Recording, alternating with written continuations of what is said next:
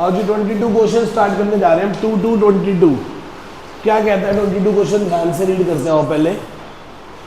22वां question कहता है आशीष और कनव पार्टनर है फर्म में जिनकी प्रॉफिट शेयरिंग रेशियो कितनी है 3:2। ठीक है जी, आपके सामने नीचे एक बैलेंस शीट दे रखी है। क्या दे रखी है? नीचे बैलेंस शीट दे रखी है और आपको बनाना सिर्फ क्या है? Realisation account. सिर्फ क्या बनाना है आपको? रियलाइजेशन अकाउंट बनाना है। आओ जी, निकाल लिया क्वेश्चन। तो सबसे पहले बैंक, तो बैंक में चला जाएगा। एसेट्स में से क्या क्या लोगे? रियलाइजेशन टू ऑल एसेट्स में स्टॉक आ जाएगा 24,000 का। डेटर्स आ जाएंगे 19,000 के। फर्नीचर आ जाएगा 40,000 का। प्लांट आ जाएगा कितने का? 2,10,000 का। इन्वेस्टमेंट आ जाएगी 32,000 की। कुल इसका सम क्या हो जाएगा बता दो एक बार। उधर से ये जो P&L अकाउंट है वो तो पार्टनर्स कैपिटल में चला जाएगा। ये लॉस पड़ा है, क्या पड़ा है ये? उधर से हमारे पास क्या पड़ा है बताओ? लायबिलिटी में क्या क्या पड़ा है? क्रेडिटर्स। फिर क्या पड़ा है? एम्प्लॉय प्रोविडेंट फंड लायबिलिटी है 42,000, 60,000। मिसिज ए लोन कितने का है? 9,000 का। उसके बाद क्या पड़ा है? जो कनव का लोन है उसके लिए तो पार्टनर्स कैपिटल अकाउंट बनेगा। कनव के लिए क्या बनेगा? Partners capital. क्या बनेगा? पार्टनर्स लोन अकाउंट बनेगा। नीचे कोई वर्कमैन कंपनसेशन के बारे में कुछ गिवन है? पढ़ो एक बार। वर्कमैन कंपनसेशन के बारे में कुछ गिवन है? इसका मतलब सारे का सारा वर्कमैन कंपनसेशन पार्टनर्स में बट जाएगा, फ्री है सारे का सारा।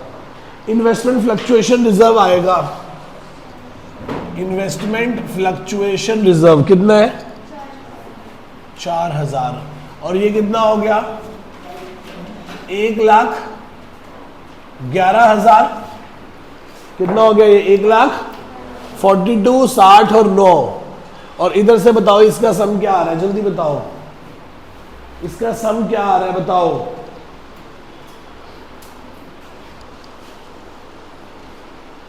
इसका सम कितना आ गया? 3 लाख। तो बैलेंस शीट हमने सारी की सारी क्या कर दी? पोस्ट कर दी। अब नीचे एडजस्टमेंट बढ़ते जाते हैं और करते जाते हैं। Ashish agree to take over furniture at 38,000। Ashish कह रहा है कि मैं फर्नीचर 38 का ले जाऊंगा। तो एंट्री क्या होगी? Ashish capital account debit to, क्या लिखेंगे? By A's capital account. क्या ले गया वो? फर्नीचर ले गया। कितने में ले गया? 38,000 में। और वो कह रहा है मैं अपनी वाइफ का लोन पे कर दूंगा। क्या पे कर दूंगा? मैं अपनी वाइफ का लोन। तो एंट्री क्या होगी? Realisation to A's capital bracket में वाइफ्स लोन। कितना है उसकी वाइफ का लोन?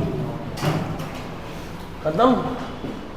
एंट्री क्या होगी? Realisation account debit to A's capital account. Realisation account debit to A's capital बढ़ा देंगे। जब कोई फर्म की लायबिलिटी पे करेगा तो उसका कैपिटल बढ़ा देंगे, और यदि वो कोई क्या करेगा? फर्म की एसेट टेक ओवर करके ले जाएगा तो उसका कैपिटल कम कर देंगे। डेटर कितने के बिके हैं? 18,500 के। तो बाय बैंक डेटर्स कितने के बिके हैं? 18,000। और प्लांट कितने का बिका है? 10% ज्यादा बिका है। 2,10,000 का प्लांट 10% ज्यादा बिका। तो 21,000 ज्यादा बिका। 2 10 में 21 ऐड करो, बोलो 2,32,000। अच्छा जी 31, जो आप बोलोगे मैं कर दूंगा 31। बस ये पॉइंट खत्म हो गया। बताना कितना हो गया? 231 प्लस 18,500। 231 प्लस 18,500 2। आखिरी में आएगा 500। ये हो गया 9, ये हो गया 4। 249,500 हो गया।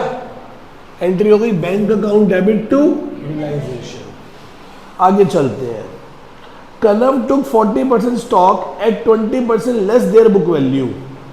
अच्छा, स्टॉक है कितने का बताना जरा एक बार। स्टॉक है हमारे पास 24,000 का। 24,000 का कितना परसेंट स्टॉक बेच दिया हमने? 40%। तो बचा कितना? कितना हो गया? 9600। और ये कितना हो गया? 14,400। हाँ, यही हो गया ना। ये कितने पे बेच दिया हमने? लेस 20% पे। तो 960 चले गए। 9,600 में से 960 चले गए। तो क्या बचा बताओ? और बचा हुआ स्टॉक हमने कितने में बेच दिया? 10% ऊपर बेच दिया। इसको तो वो क्या कर गया था? टेक ओवर करा लिया था किसने? के ने। और इसको हमने क्या करा है? सोल्ड करा है। तो बैंक से एंट्री होगी। बताओ कितना हो गया?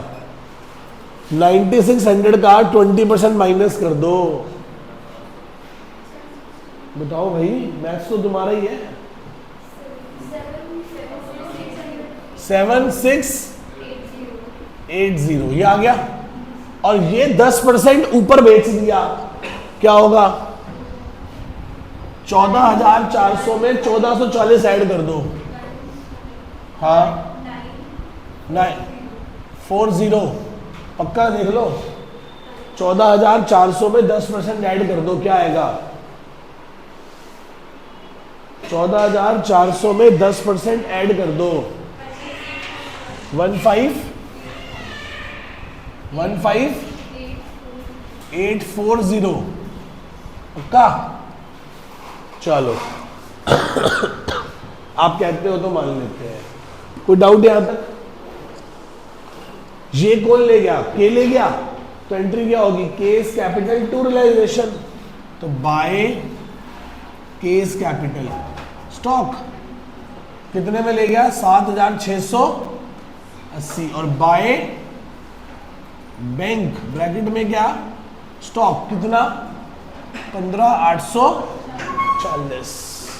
ये स्टॉक ये हो गया, ये हो गया। आगे चलते हैं। उसके बाद क्रेडिटर को पूरी पेमेंट कर दी। क्रेडिटर को क्या कर दी? पूरी पेमेंट कर दी। तो क्या होगी? रियलाइजेशन टू बैंक ब्रैकेट में क्रेडिटर कितनी पेमेंट कर दी? क्रेडिटर को 42,000 की। कितने की पेमेंट कर दी क्रेडिटर को? 42,000 की। ई पार्ट पढ़ो। ई पार्ट क्या कहता है? कनव एग्री करता है कि पूरे डिसोल्यूशन के प्रोसेस को कंप्लीट करेगा। इस बात के लिए फर्म उसे क्या देने वाली है? 12,000 की रेम्यूनरेशन। और वो बियर करेगा सारे के सारे खर्चे। वो बियर करेगा सारे के सारे। आगे लिखा है एक्चुअल एक्सपेंस 8,000 का हुआ है। मुझे वो सुनाई नहीं देगा। मुझे वो सुनाई क्यों नहीं सुनाई देगा? क्योंकि हमने उसको कहा था कि हम तेरे को कितने पैसे देंगे? 12,000। एंट्री क्या होगी? रियलाइजेशन टू, किसको कहा था हमने? Realisation to cash capital. Bracket में क्या लिखेंगे? रेम्यूनरेशन कितनी? 12,000। कितनी? सारा क्वेश्चन खत्म हो गया। सारे का सारा क्वेश्चन क्या हो गया? खत्म। अब ये देखो कौन सी एसेट बच गई बेचने वाली? स्टॉक हो गया, हाँ। डेटर हो गया, फर्नीचर ए ले गया था, हो गया। प्लांट हो गया, इन्वेस्टमेंट नहीं हुई। तो बाय बैंक ब्रैकेट में इन्वेस्टमेंट बेच के आओ। किस पे? बुक वैल्यू पे। बेच ली इन्वेस्टमेंट भी। हो गया सारा। लायबिलिटी में देखो कुछ बचा है? क्रेडिटर, हाँ हो गए। ए की वाइफ का लोन ए ने पे कर दिया था। सिर्फ क्या बचा है?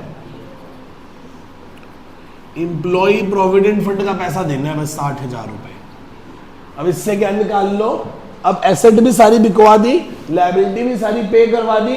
अब यहां से क्या निकल जाएगा? प्रॉफिट या लॉस। निकाल लो क्या आ रहा है, बताओ प्रॉफिट या लॉस। बेटा एक पॉइंट हमसे गलत हो गया। डी पॉइंट में लिखा हुआ है कि क्रेडिटर अपनी फुल सेटलमेंट में क्या ले गए? इन्वेस्टमेंट। तो हमें ना यहां से क्रेडिटर को पेमेंट करानी है 42,000 की, और ना यहां से इन्वेस्टमेंट बेचनी है 32,000 की। अब हमारे पास सीधा हमारा प्रॉफिट आ जाएगा कितना? 20,000 कितना है 20,000 20 रुपीज 20,000 20 रुपए का हमारे पास क्या आ गया प्रॉफिट, जो कि ट्रांसफर हो जाएगा पार्टनर्स कैपिटल अकाउंट में। किस किस में क्या नाम है दोनों का, के और ए और के है, ए में और के में। कौन सी प्रॉफिट शेयरिंग रेशियो में 3:2। किस में 3:2 में, तो 20,000 20 को 5 से डिवाइड कर दो, 20,000 20 को